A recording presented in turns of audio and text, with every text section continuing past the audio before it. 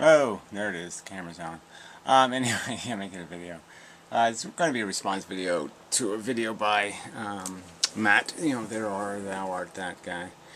On the subject of science and religion, and which one does the human race more good, kind of thing.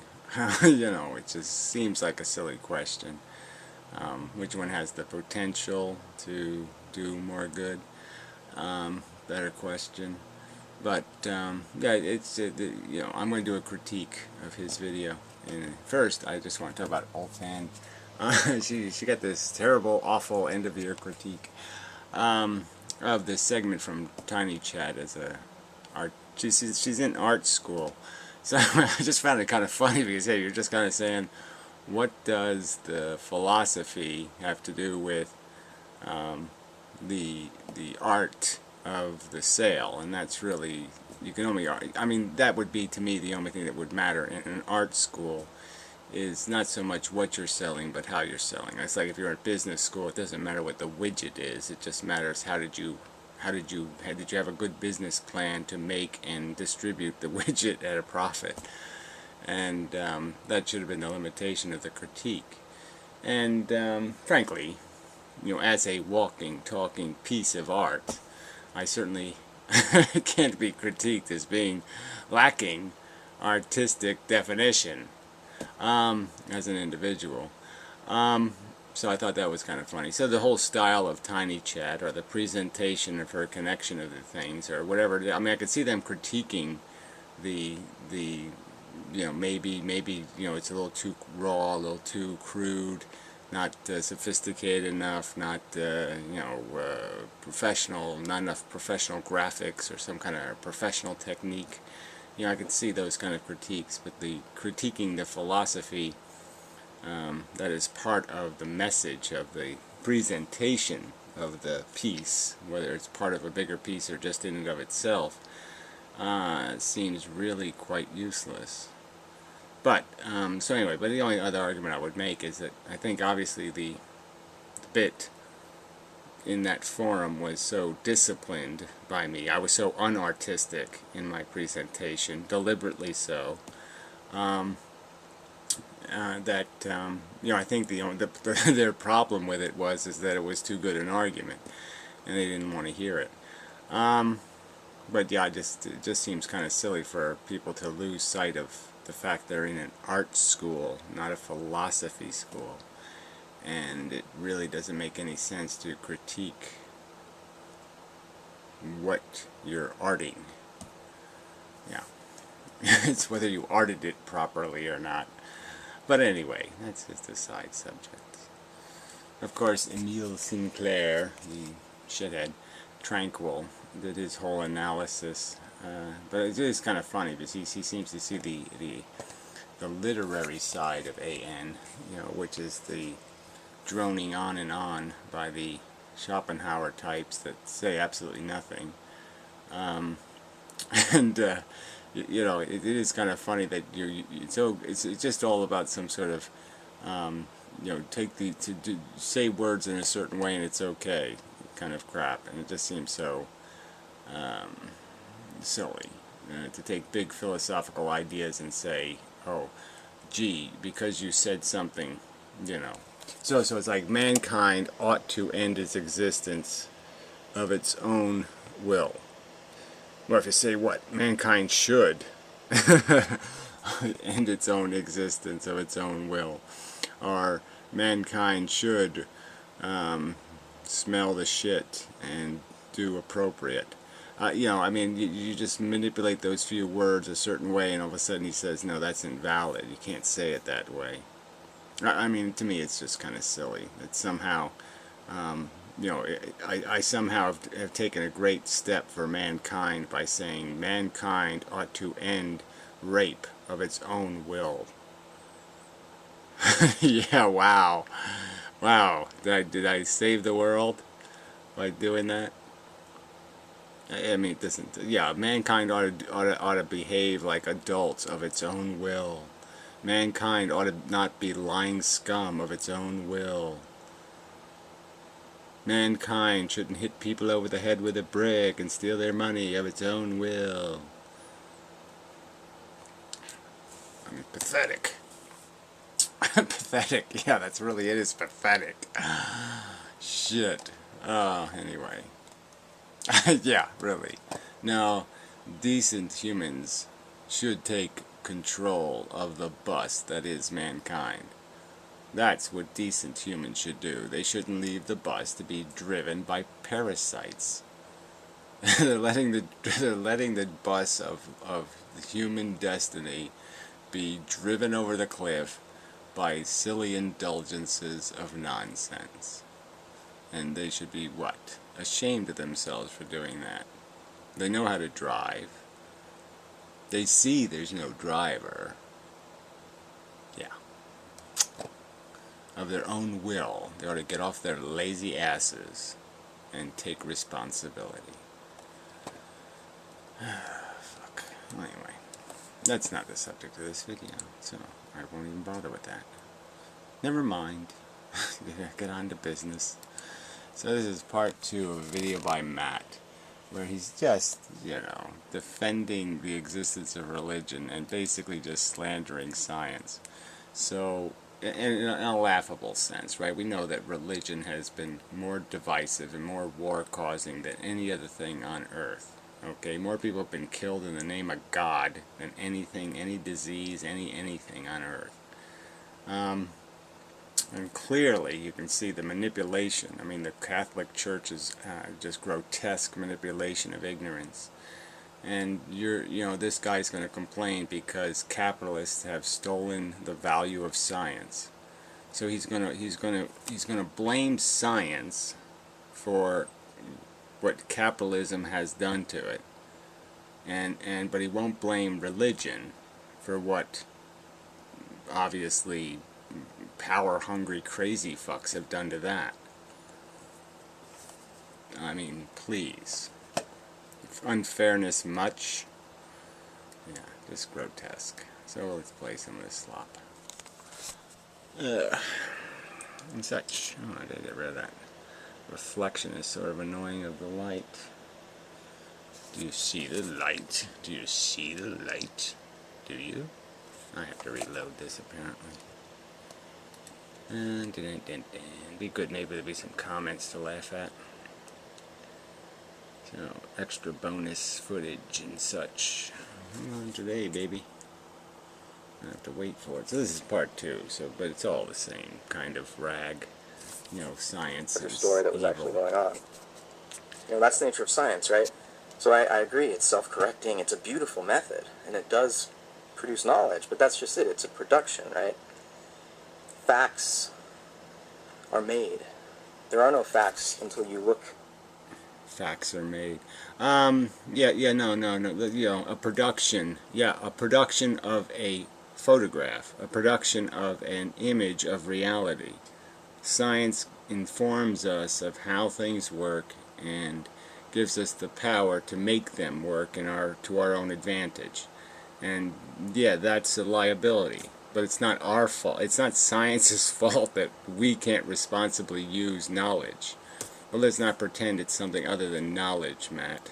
Science provides knowledge. Knowledge is a good thing. Through the lens of a theory at experience, right? I mean, experience is...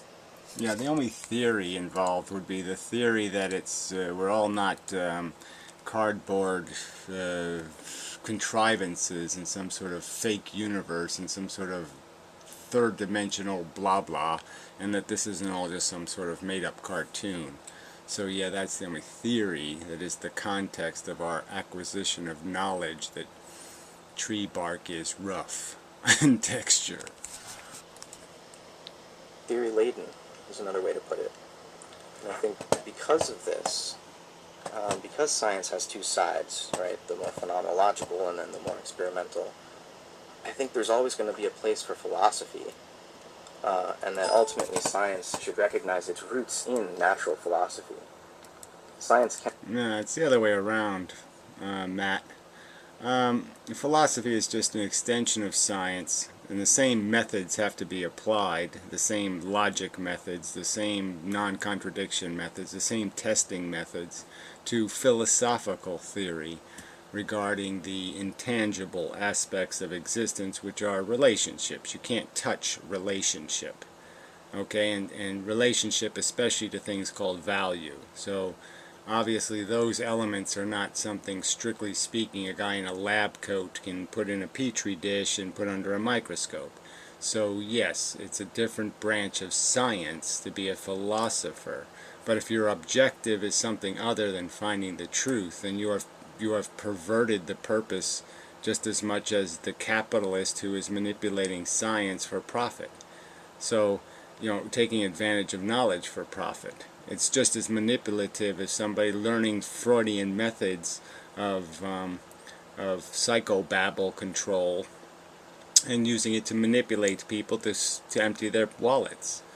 The knowledge is not impure. The process of acquiring the knowledge was not impure. It's just the motives of the people using it. And if your use of the philosophical method of analysis, testing, and combat, you have to have some willingness to defend what you're saying.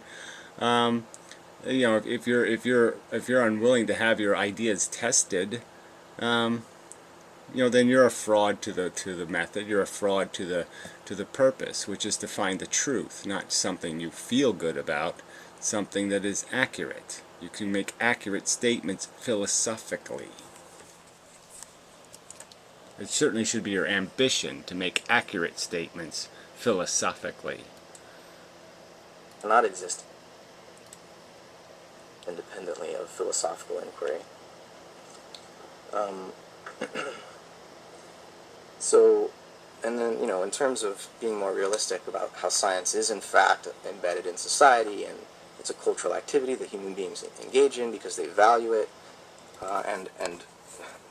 you can't admit, okay, that science has a rigor, a regime, okay, that most scientists understand and most people do not understand, and then say science is all part of common experience, because it's really not. To do science well, you can't do it as an amateur or a slob or the regular average cultural citizen.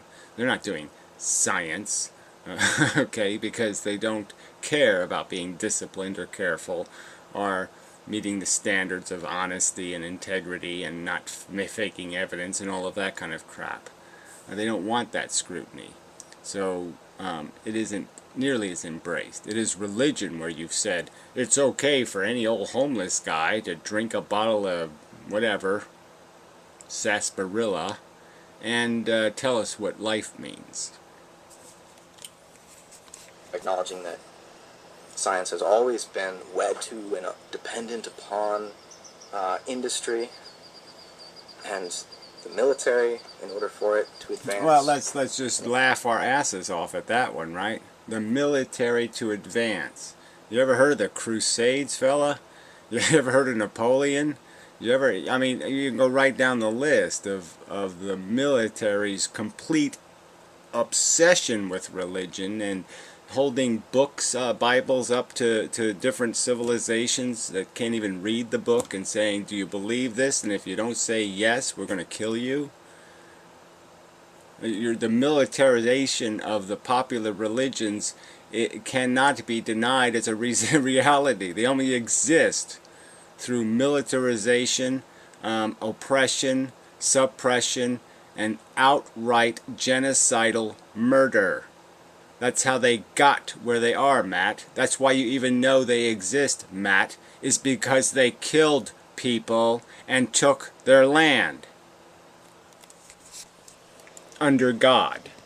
The advance of industrial capitalism and the military-industrial complex and all of that cannot at all be understood apart from science, and nor can science be. Well, it's just silly to say they can't be understood apart from science. If you ask most people what is scientific, the F-22 or landing on the moon, they'll know the difference, Matt.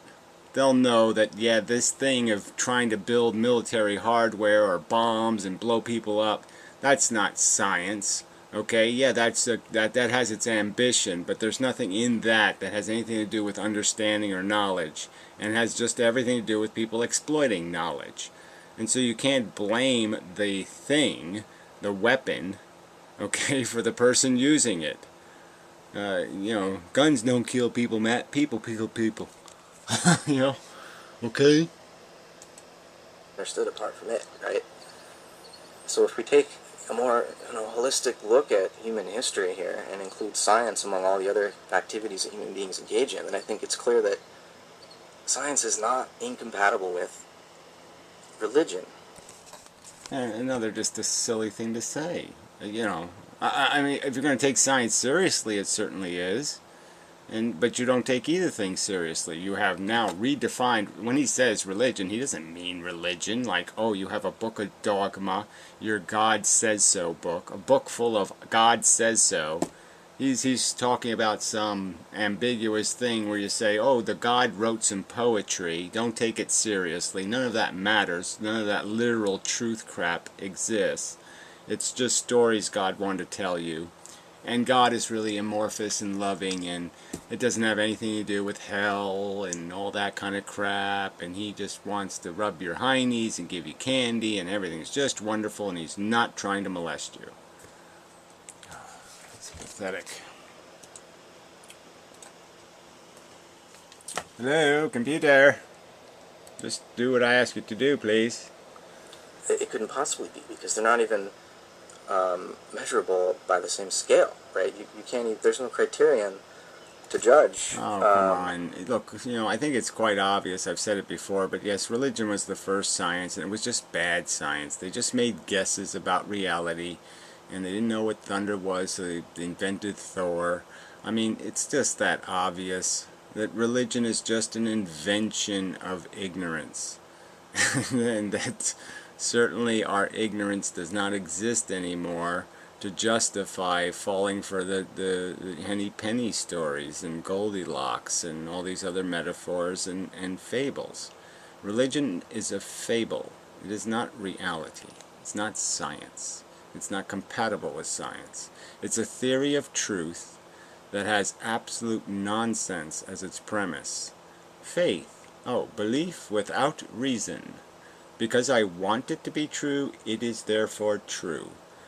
You can't get less logical.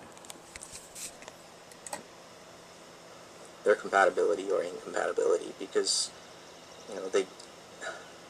they're different modes of existence.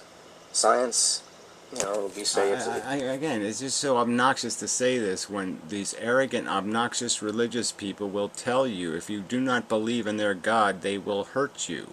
They will force kids to repeat the mantras and perform the rituals of the sacred bowing to the God, to the sacred sacrifices to the God. I mean, do not tell me this is not a theory of reality they are proposing. They are proposing a theory of reality, Matt. They are not doing some personal, meditative, wanky wank practice. Alright? They're just not jerking off in private. They are molesting civilization with their nonsense. It produces knowledge, right? Religion isn't about knowledge.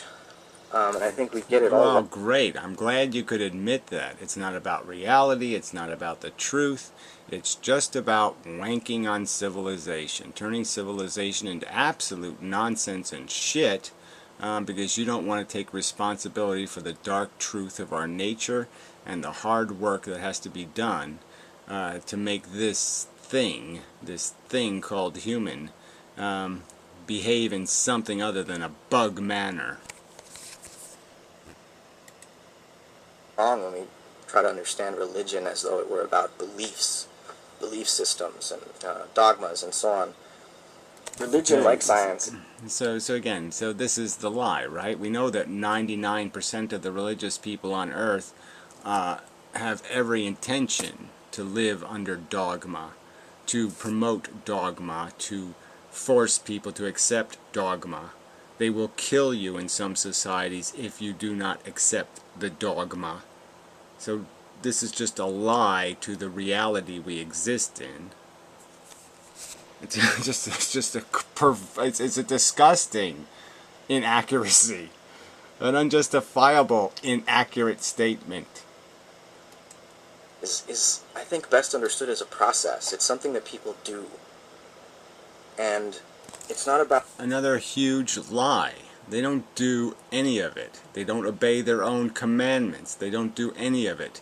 They think this fable, this mush, okay, has done them some good, so they wish to force other people to take the pill.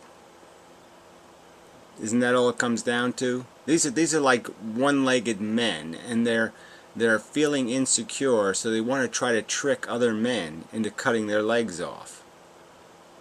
That's all this religious crap is. They're debilitated by it psychologically. They are restrained by it philosophically and sensibly and socially. And they wish to create the same social liability in everybody else. That's why they're so paranoid about abortion. They don't care about kids. They'll let kids die in the street. But, you know, you can't harm a fetus. And why? Because fetuses have to do with sex, and kids don't have anything to do with sex. It's too far removed from sex, the actual kid. But the fetus, yeah, that's still connected to sex, and they don't want anybody else having fun because they're prohibited from having fun. And it's just a petty resentment that all this is made out of. These religious people are not doing any sacred ritual. They're not doing any enlightening. They're not doing any uplifting or transcending petty human nature. They are fucking wallowing in it. coming up with, you know, objective knowledge of the way the mind-independent world behaves.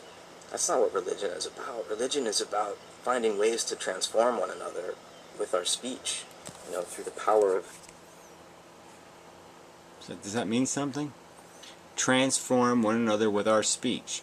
You will accept Allah or we will kill you. Oh, I'm transformed. No, I don't think I am. The Pope babbles some whippity-dippity-doo, and that does it for me. I'm transformed because the Pope went gooey, bobby, ooey, dooey. of the word, as it's called in the Judeo-Christian traditions, the logos, right? Religion is a matter of the spirit, where the spirit is not the dead letter. Right. So you just complete contradiction, right? You just stated that the logos, the description of reality written by the authoritarian dogma book, and now you're starting to talk about experience. These two things have nothing to do with each other. Religion has nothing to do with an experience. It has to do with arrogance. Us versus them. It's all over the place in it. It's just about making a distinction between us, cool God people, and you evil, not God people. It's colors all over the place. It's street hoods. Making a distinction because, hey, we're distinctive because we're wearing red hats. It's imbecilic. The dogma, you know, the theological ideas or metaphysical constructs, you know, the spirit is what lives between people, and you know, this is why the spirit is what lives in between people. Says you. Okay, so you have a tiny minority religion, and you're going to presumptively tell me the spirit lives, the spirit, between me and you. There's spirit. And you're saying that's not a theory of truth. You're saying it just seems like it's supposed to be self-evident. Is that what you're saying? This spirit that lives is supposed to be self-evident? You certainly haven't presented any evidence of it. I personally don't see any evidence of it. I don't feel any evidence of it, so I don't understand what the fuck you're talking about.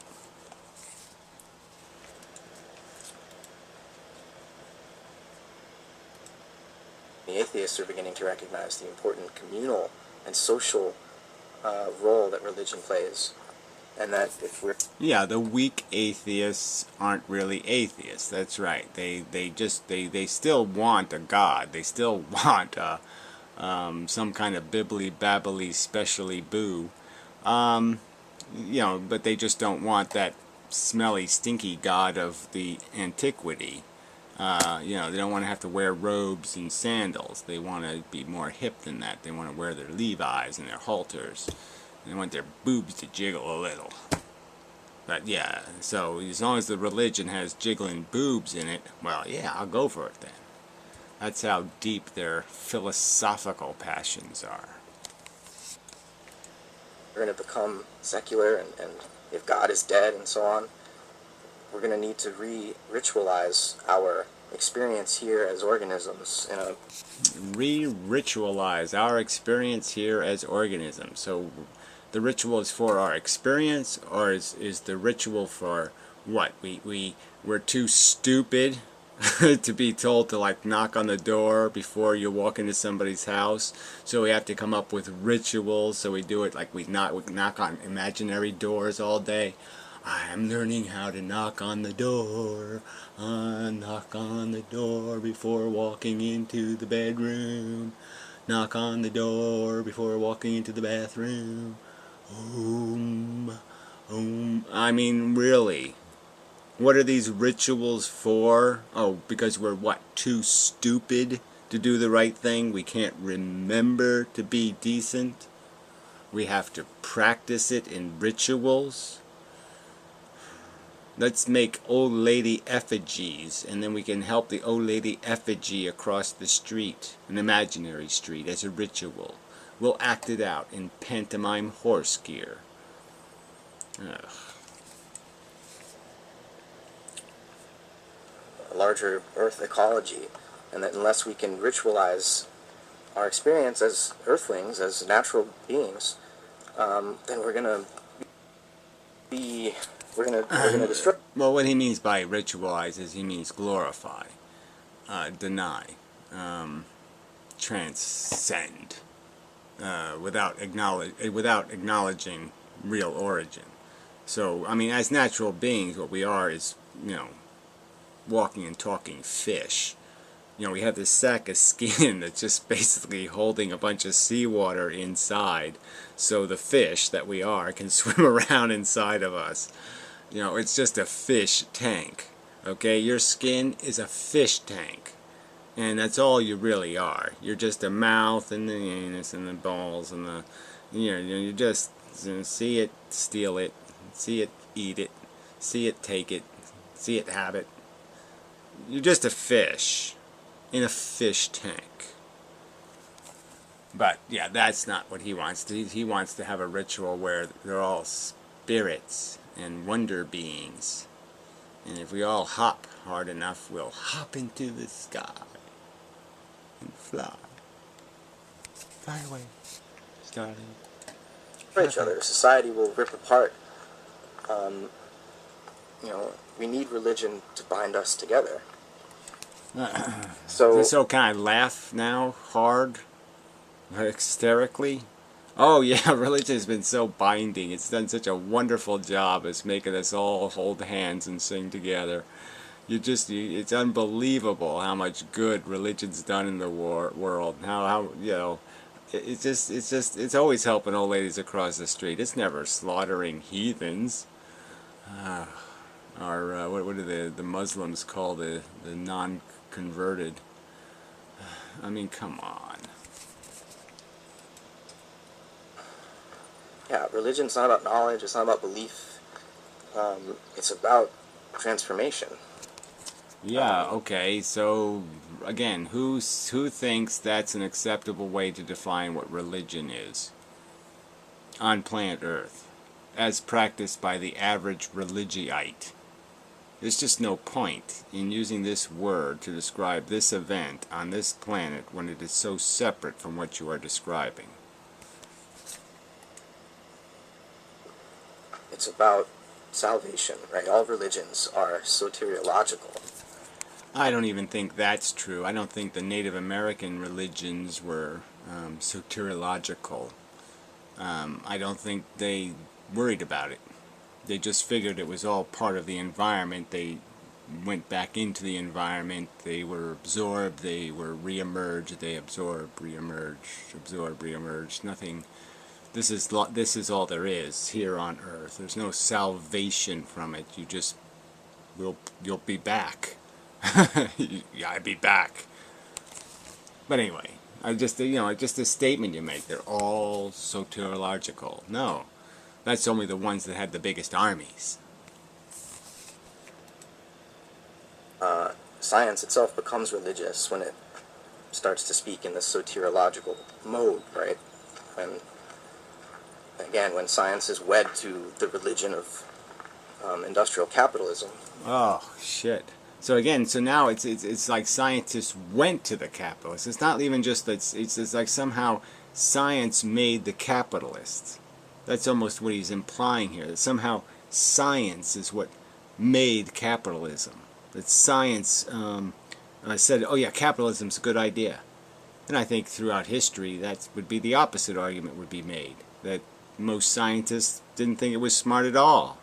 Didn't think this is the way to do things at all. They were generally empathetic with non-exploitation and long-term productivity and doing things carefully and rationally. So, they were obnoxious to words like exploitation and murder and stealing. So this is just a perversion again, another abuse of words. You say these words you're speaking are some sort of sacred communication? It's frickin' propaganda. It's nonsense, veiling an objective.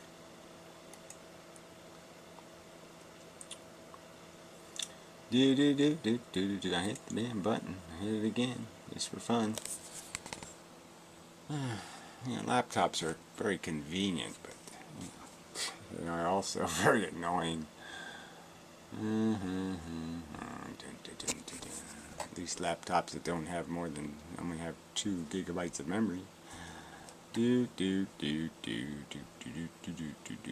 still working on it. Come on, hit the button. No, I don't want you to pause. I want you to play. Play. Play, please. Play. Play video now. Play. So anyway, I guess I should say more on this subject. So yeah, this whole beautification of what religion is. So I mean, this is just such an obvious effort. I mean, he's just throwing all kinds of mud on the back of science and forcing it to account for, and it's not forcing religion to account for anything, or diversity to account for anything, and how corrosive these everybody make up your own truth crap, just how corrosive that is to civilization and survival in any kind of dignified manner. It becomes soteriological when you get the transhumanist movement and the idea that through modern or some future medicine and with the genetic engineering and so on that we'll be able to just, and computer technology will just live forever, we'll become immortal. So that sort of scientific utopian. Well, again, it's not scientific. It's not scientists saying that forever is even a possibility. I don't think theoretically scientists would tell you that theoretically forever is practical as a theory, that you're going to be able to do any kind of forevering in this universe, that this universe is not going to provide the option of forever. So that's kind of a nothing word. And the whole idea of transhumanism is that's not strictly speaking a scientific conclusion, in the sense that what does science have to say about the ethics or purpose or mission of such a thing? Would science tell you, yes, you can do that? You can turn human beings into cupcakes, or you could turn them into machines, or you can put consciousness in maybe a different vessel that you could keep. Theoretically, science will tell you that theoretically, yes, we could reduce the physical structure to just a brain in a beaker. That theoretically that's a doable thing. Whether we do it or not has nothing to do with science. Science doesn't say so. Science isn't suggesting that's what we should do. Science is merely telling you these are the possibilities. The possibility, also within the realm of possibility, is just to accept your friggin' bugs, and you've been scratching the same scab for 2 billion years, and maybe you ought to just let it go. Well, 500 million years. Ism, um, is what you get when you turn science into religion.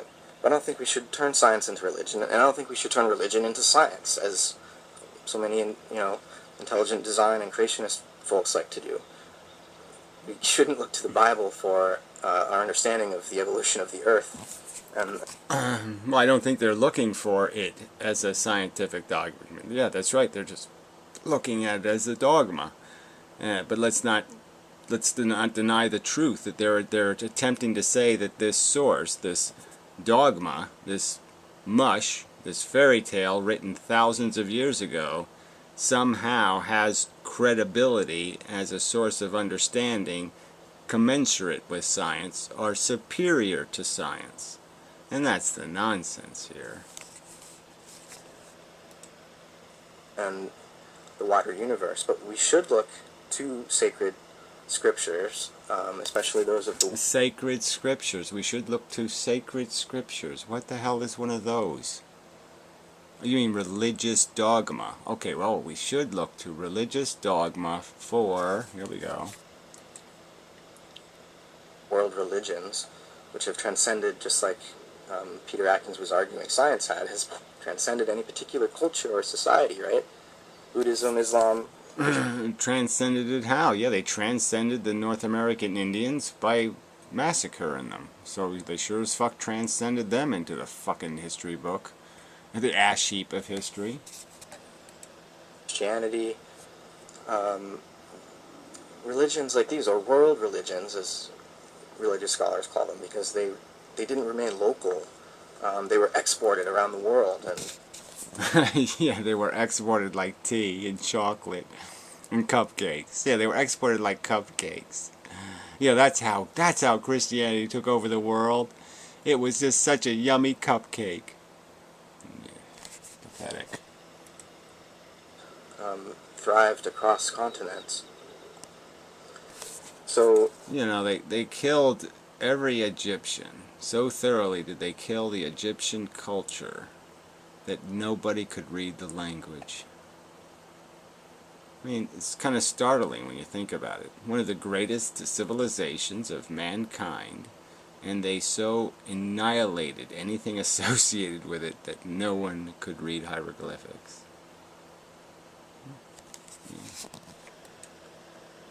I think we need to look to religious scriptures as at least the beginnings of a planetary ethic, or a way of ritualizing and... Oh man, if a planetary ethic, you know, planetary. So I mean, our planetary ethic should be some human aggrandizing bibble babble about how God made man and gave him dominion over the animals. yeah, that should be our planetary ethic. Is that, yeah, they're born to be slaves. God says so. Rah, rah. Yeah, I'm just sure if well, whatever. I mean, the animals will probably, that's another thing science says we can do. That it might be quite possible to give animals language someday. But do we really want them to start telling us what they think? Commonly valuing our experience as Earthlings on a living planet. Yeah, on a living planet, which means what? Okay, most of the history of Earth, the living planet was covered with robots that had no sentient capacity, no sensate feelings. For 500 million years, evolved the fish bugs, okay, have been prancing around in their fish tanks on the surface of the Earth, mishmushing about, playing silly wanky wank games. And you want to say this story is somehow, well, you just did it, right? You just basically aggrandized it as if it's life on planet Earth. And that's all you need to do. And that's an argument. And we're going to need a lot of good science to get through the ecological crisis, but we're also going to need a new religion, or a diversity of new religions that help to situate. Yeah, we didn't think about that for 10 seconds, did you? You didn't really think about it. You just said it. A diversity of new religions are going to help us in the atomic future. We're all going to have, whatever, hydrogen power plants on the outside of our houses or in our cars. And yeah, we'll all be so much better off if we all have a bunch of diverse theories of reality. Because then we'll really be sure to get along really well. I don't think so. Us here in our get that or not. planetary society on this. Let's see. Do I want to tie these two videos together? Oh, I can probably do that. I do want to. I might as well just finish this video, so I'll be back. Alright, we'll be back. Let's get this did and such finished up already. Planet of other non-human societies of organisms. So, rather than Peter Atkins or any scientific materialist, I would advocate that, we start reading, that the skeptic, rationalist, atheist crowd start reading thinkers like Alfred North Whitehead. Yeah, they start. Yeah, he would suggest because he's making a living in the field of religious bibble babble, that atheists start reading religious bibble babble. Why? Oh, that's right. No good reason whatsoever. Cat is whining about. Who articulated an alternative to scientific materialism as a result of that particular metaphysic having been totally undermined by 20th century physics and by Okay, so he's going to make the argument that quantum mechanics basically says the universe is godlike, and therefore this mumbo jumbo makes sense, which is nonsense. So he's saying that all the work of Newton and you can't undo Darwin. I'm sorry, you really can't with quantum mechanics. Yeah, no, it hasn't all been rewritten or unwritten. It wasn't all a lie. It's just a little more complicated than first thought. Darwin's evolutionary theory in the 19th century. So Whitehead tried to rethink the ontology of science after the Newtonian mechanistic universe was destroyed. See, I mean that kind of claim. You just think you can make that kind of claim. You think Newtonian mechanics has been destroyed. It hasn't been destroyed. It's simply been reduced to a smaller bit. It's been realized that there's something a little smaller in the universe. In the early 20th century by quantum and relativity theory. He called his a philosophy of organism. Relativity theory has destroyed something. So again, that's even a little bit dicey. Relativity is an explanation of phenomenon that may or may not be the story. It's an open door yet as to exactly what's causing the changes that take place in the mechanical dynamics of matter in special circumstances. Substituting the mechanistic for the organic metaphor. So, as an introduction to him, I'll post a link to a long essay that I've written on Whitehead. Okay, mechanistic for organic. Right there. Is this an abuse of language or a corruption of language? All of a sudden we're supposed to believe that organic is not mechanistic. That somehow organisms aren't completely programmed, that birds are birds, that they behave in niches, that they have particular abilities and inabilities, that everything is quite mechanically constructed, quite mechanical in its and deliberate in its function in the environment, that none of these things do any shape-shifting or spirit flying or any of that stuff. They're in a physical, mechanical world their psychologies and everything seem quite narrowly confined into a small package of possibility, and that's all that is going on here. It's very mechanistic. So why are you saying organic or holistic or any of these other words have anything to do with somehow breaking the idea that it's mechanical? Oh, that's right, you haven't. You just make it up. Its relevance, as I understand it, to contemporary scientific cosmology, because I agree actually with Atkins that in cosmology we have the sort of growing intuition of a systematic understanding of the way the whole universe works, from its smallest to its largest, from the micro to the macrocosm. But the thing about most physical science nowadays is that it leaves out the middle, the mesocosm.